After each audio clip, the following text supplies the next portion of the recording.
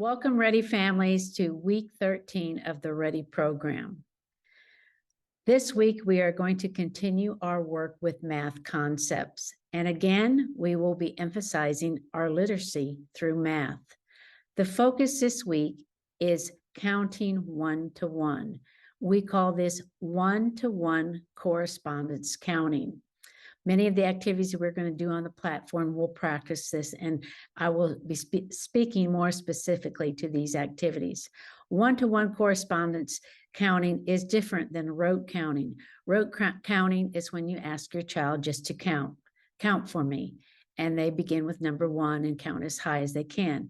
And as you'll find, typically with most children, when they first begin to learn how to count, they'll mess up the numbers. They may start with 1, 2, 3, and then they'll say numbers 5, 9, 11, and they'll be out of order. This is normal for development. And as your child gets better with the counting, the 1 through 10 typically is pretty easily learned, but then we get into the teens and that gets confusing. Always encourage your child to go back. You don't have to make a big deal of it and say, wait, you're wrong. Let's try that again. Use those positive redirecting phrases to get your child to go back, start again. And when they get to that point where it gets difficult for them, join in and kind of prompt them and lead them to the correct number order. One-to-one counting is when we take a group of objects and we actually count how many you have in that group. That is a phrase that you are going to be using a lot this week. How many do you have? Not only in the platform activities, but you'll have many opportunities throughout the day to ask that question of your child. So much of our day is filled with math and literacy, and so many learning opportunities when we're having snack, when we're playing, to use that phrase, how many do you have? It's great opportunities for your child to practice counting and make math part of their daily living. For instance, if they're playing with toys, you can ask them, how many stuffies do you have? How many cars do you have? Give them an opportunity to practice that one-to-one correspondence while they're playing. When they're having snack, how many crackers do you have? How many strawberries did you eat? Again, practice that one-to-one correspondence counting. It's everywhere in our everyday life, and when they get lots of practice, it will get easier and easier for them to get that number concept. So let's begin with our one-to-one correspondence and our counting activities for the week. Our first activity this week is tweezers and insects. Now, we did this activity earlier in the year, in the fall, and what we were focusing on with this activity was the fine motor, your child's ability to take this tweezer and go from using that whole hand motion to using a more refined grasp, similar to how you would hold a pencil. So how is your child holding their tweezer? Are they able to move from this whole hand movement to more of a refined pincer grasp, or one similar to that of how you would hold a pencil? That is something we really want them to work on, that muscle strength. So you have your tweezers and insects mat, and you have your insects that you're going to be using. So your tweezers will be the tool that they will use, and then we have our insects that they will be counting out onto the mat. Now, and one way that we can do this activity is you have some dice in your supplies, and you can roll the dice and have your child count how many are on the dice. So if they were to roll it, and then they count out the dots, and they'll learn to recognize this configuration without counting and say, oh, it's 4 and that one has 1. How many is that together? So we need 5 insects. So you put your insects out to the side, and then they can pull over one at a time with their tweezers and pick up 1 and count as they're doing it, 2, 3, 4, 5, and put 5 on their mat. Then ask the question, how many insects do you have? Again, that opportunity to answer, and don't let them just say, let them say 5. Encourage that complete sentence. I have 5 insects. Again, learning language, Language is an important part of it. So math and language together really encourage that complete sentence. Now you can also get out your playing cards and you can use this as a tool for this activity. Choose a card. They tell you how many insects are you going to get? I'm going to get 5. If they don't know the number symbol, they can count. What number is this? The number is 5. How many insects are you going to get? I'm going to pick up 5 insects. Again, using the tweezers, pull them over and count. Now they can also use their fingers for this activity and count as they put them on the mat. Now this is a good way to get that one-to-one correspondence because we're moving the objects from one place to another.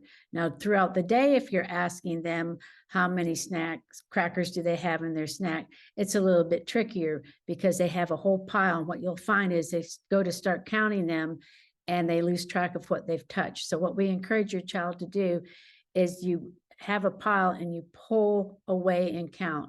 So you move from the one pile over. We pull and count 1, 2, 3, or line them up and touch and count individually. That is one-to-one correspondence. So tweezers and insects is our first activity this week to practice our one-to-one correspondence. The next activity this week is chalk words.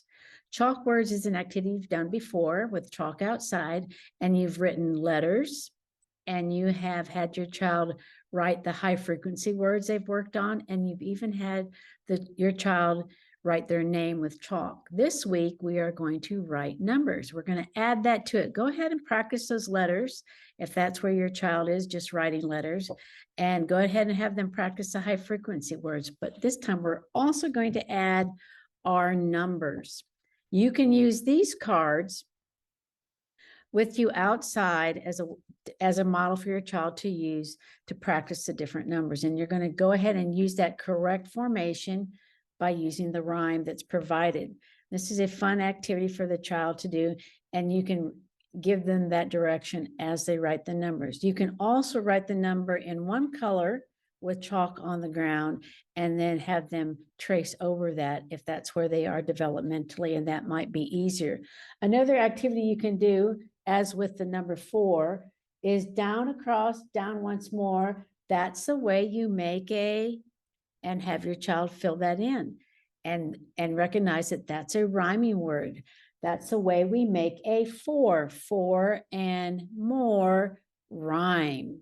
4 and more. So not only are we doing our number recognition and practicing writing the number, we're also working on that literacy component with the rhyming words in these cards. Now, another way you can do this is not show them the number on the card and just read the rhyme for them and see if they can draw or write the correct number. Straight line down and then around, hat on top, 5 is a clown.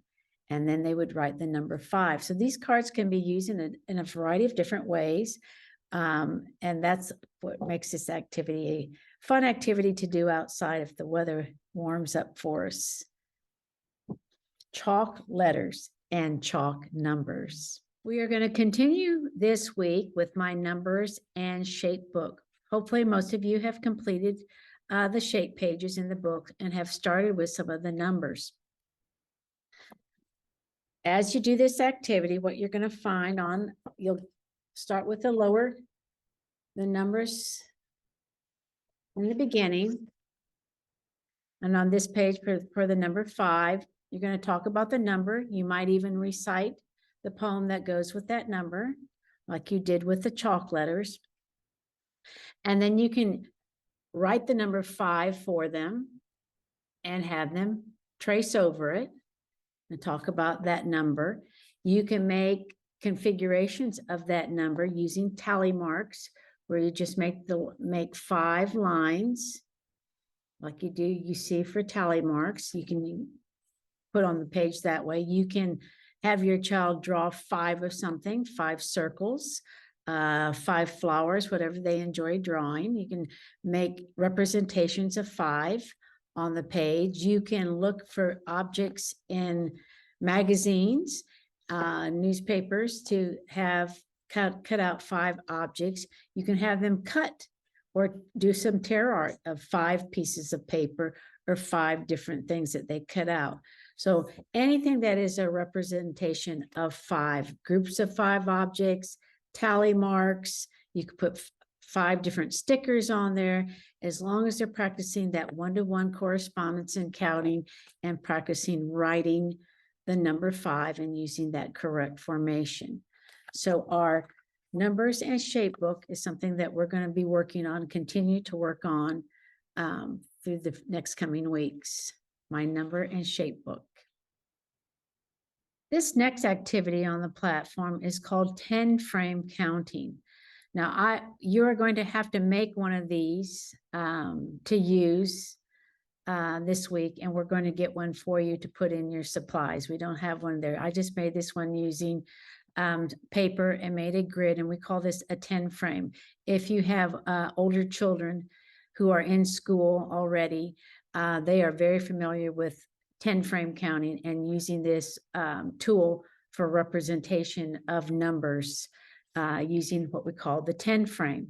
And basically what this is used for, and I love, there's so many games you can play with 10 frames and 10 frame counting. This is a way your child can count objects and learn to be able to recognize how many without even counting. So you will have your pom-poms, your pony beads, goldfish crackers, whatever it is that you want to be counting, and you're going to roll the dice or give them a certain number for them to count, or have a pile and say count out 5, and they fill the first square and move left to right. So we have that same concept as our calendar, and when we read a book, we place one in each box of how many you want to count. And so the children will come to learn, your child will come to realize that if this whole top row is filled up, I have 5 without even counting. This is a visual representation of the amount of 10. So they'll learn to recognize that if I just have the top row filled out, I don't even need to count because I know that represents 5. You can roll the dice again and have them add 3 more. It's a nice way to teach addition.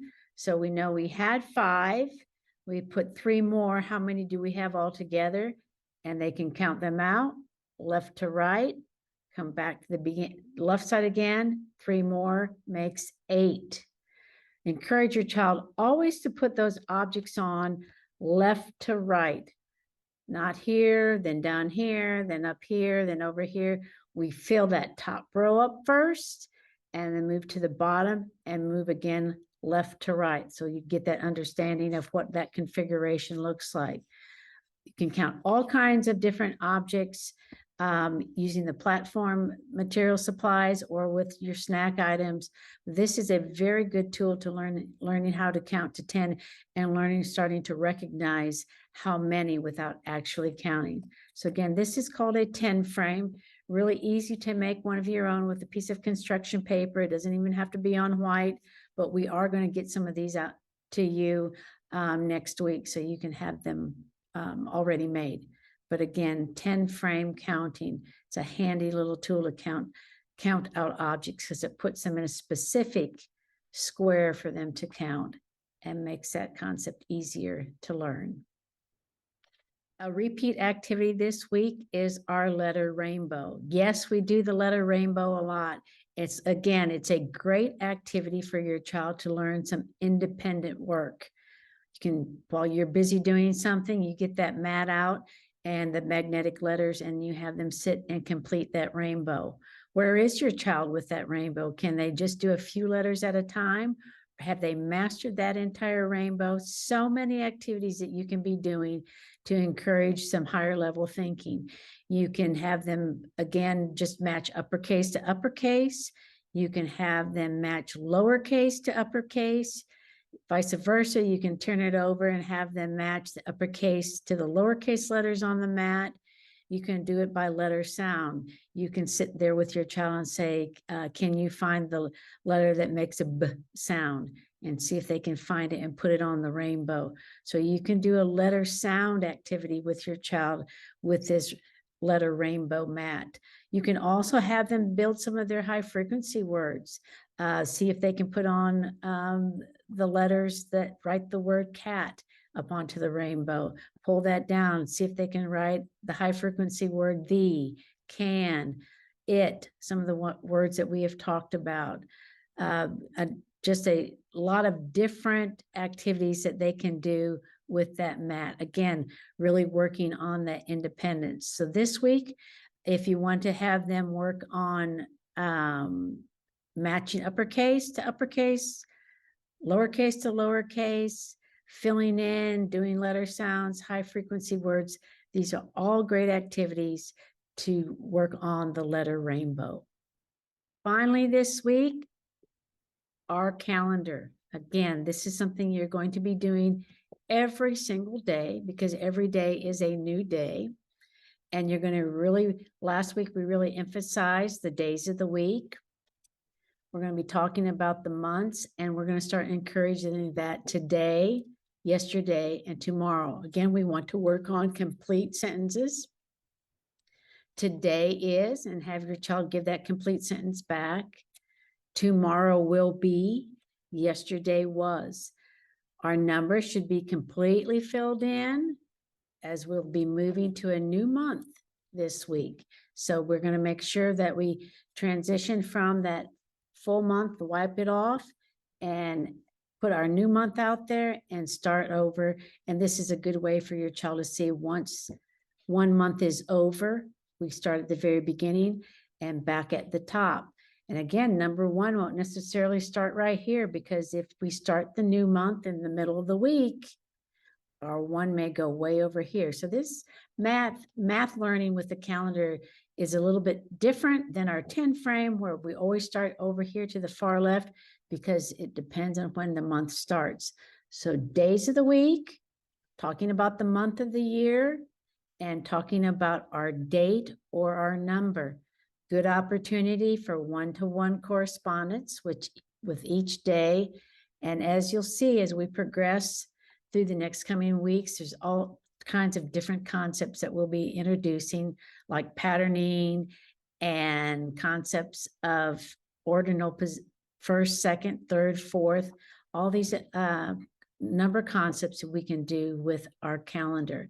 So again, this is an important part of our platform, the calendar and our shape and number book. And we want to make sure you're using these every single day. Don't forget to add in when we go to school. You can write on here what special events are coming up. If there's a family birthday or you have plans to go somewhere, go ahead and add that to the calendar, and they can count out how many more days till that event happens. It's a good math tool for our calendar. That's it for this week.